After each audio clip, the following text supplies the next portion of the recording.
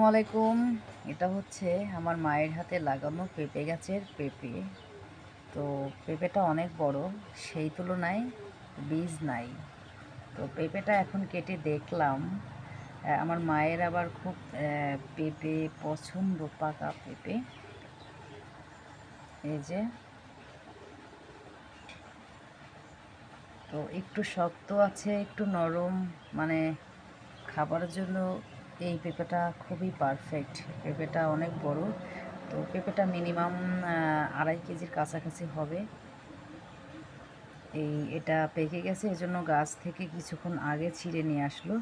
তবে এই গাছের পেঁপেগুলা সর্বোচ্চ 5 কেজির ওপরে ওজন হয়।